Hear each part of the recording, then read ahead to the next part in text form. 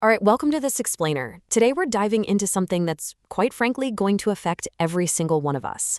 We're unpacking a pivotal framework for our collective future, and it comes straight from the mind of Demis Hassabis, who is absolutely one of the central pioneers of artificial intelligence. We're going to break down his vision for how we navigate what could very well be the most consequential transition in human history. Right now, we're basically standing in the foothills of the singularity. And this quote? It just brilliantly hits the nail on the head. We are on the verge of something truly miraculous. I mean, think about that for a second. We took silicon, literally just sand, and we've somehow engineered it in a way that allows it to process information, to learn, and very soon to actually think in ways that rival our own minds. Hassabis points out that when we look back on this exact moment decades from now, we're going to realize this was the dawning of an entirely new age for humanity. So, here's our game plan for today. We're going to cover the dawn of AGI, the unprecedented risks involved, the proposed frontier standards body, how we test these models, balancing global rules with local innovation, and finally, what a post-scarcity future might actually look like. Okay, part 1, the dawn of AGI. Let's really wrap our heads around the magnitude of this. First things first, before we start talking about rules and regulations, we need to know exactly what we're aiming at here. We're talking about artificial general intelligence, or AGI. Now, this isn't just some smart chatbot that helps you draft emails or, generates a funny poem. AGI represents a system that exhibits literally all the cognitive capabilities the human brain has. And here's the kicker from Hassabis: this is likely only a few short years away. This is not some far-off science fiction for the 22nd century. This is a reality knocking on our door right now. Because of that rapidly approaching reality, we need to completely rethink how we categorize this tech. People love comparing AI to the invention of the internet or smartphones, right? But Hassabis argues that's just the wrong scale entirely. Actually, scratch that. It's not even close. AGI is much more akin to the fundamental discovery of electricity, or even the discovery of fire. It's a foundational shift that is going to fundamentally alter the basic mechanics of how humanity operates. To put this into perspective, imagine the monumental impact of the Industrial Revolution. Now multiply that by 10. That is the sheer magnitude of AGI's potential impact. But the wild part? It's not going to take a century to unfold. It's going to move at 10 times the speed. Are we even ready for that kind of whiplash? We are staring down the barrel of an unprecedented acceleration of progress. But the upside? It's absolutely massive. Look at these 3 major areas of benefit. AGI could be the ultimate master key for accelerating drug discovery, developing entirely new game-changing sources of clean energy, and creating novel advanced materials. If we deploy this responsibly, we could actually reach a point where physical resources are no longer the limiting factor for human progress. It could usher in an amazing new era of human abundance. Which brings us to part 2, navigating unprecedented AI risks. Because, well, the stakes have literally never been higher. Here is the sobering reality that comes with all that world-changing promise. We are currently locked in this incredibly intense, multi-layered commercial and geopolitical race. And sure, those competitive dynamics are absolutely fueling rapid progress, but they're creating a really dangerous paradox. The advances happening right now on the frontier are actually outpacing our underlying understanding of the technology itself. Honestly, nobody knows for absolutely sure what happens next. Just take a look at the stark contrast between these current and future threats.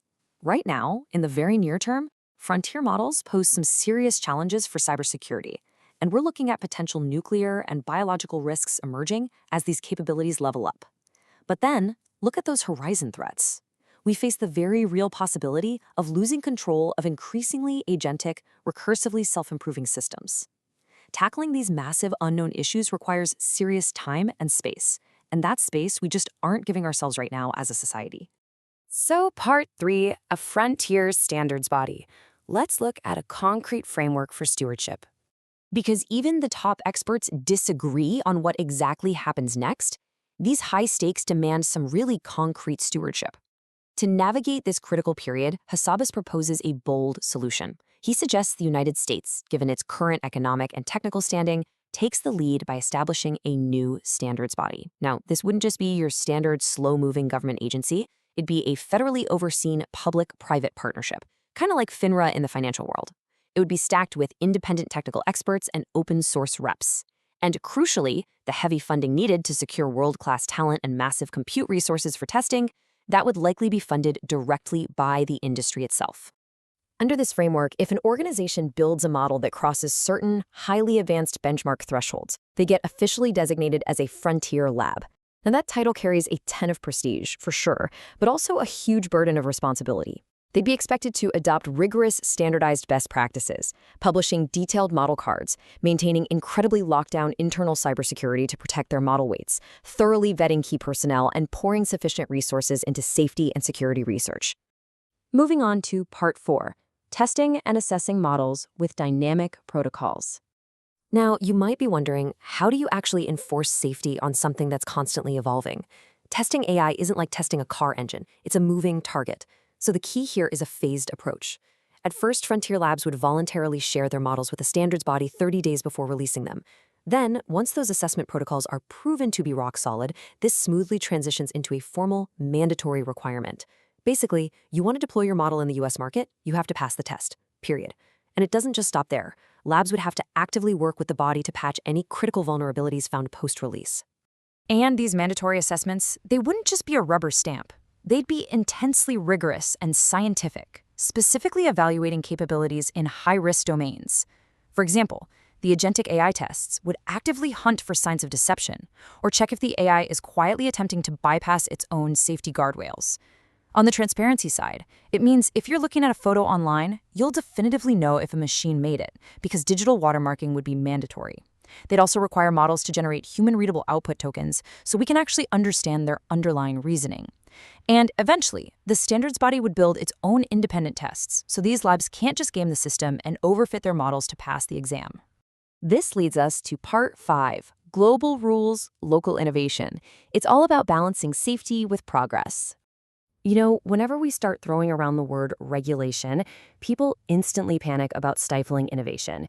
But Hassabis strikes a really brilliant balance here. This framework heavily regulates the massive, cutting-edge frontier models, the giants pushing into the unknown. But it entirely exempts non-frontier models. If you're a startup or a university working below those massive capability benchmarks, you're exempt from this whole process. This specifically incentivizes responsible behavior at the absolute cutting edge while completely protecting local innovation and the open source community from getting crushed by regulatory red tape. Of course, this can't just be an American project, right? AI is going to affect the entire planet.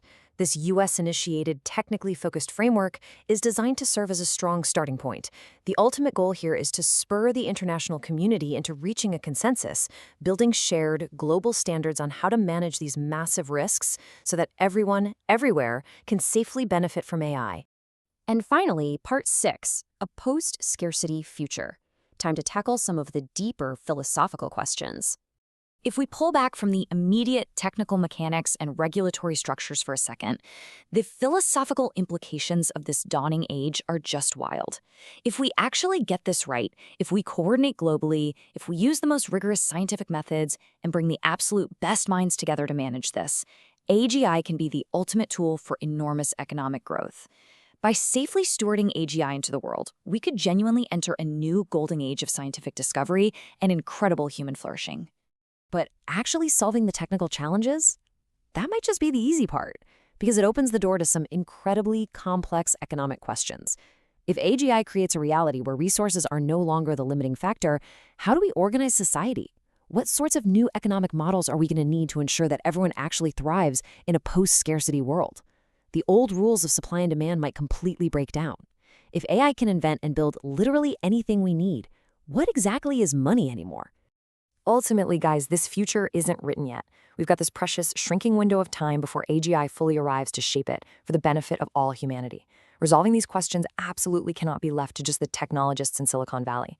It requires every single part of society to step up and define this new chapter. Think about it. When work as we know it is handled by machines, what values do we want to live by? What will give us meaning and purpose? And how might the very human condition itself fundamentally change in the process? These are the defining questions of our new age. So what role are you going to play in answering them?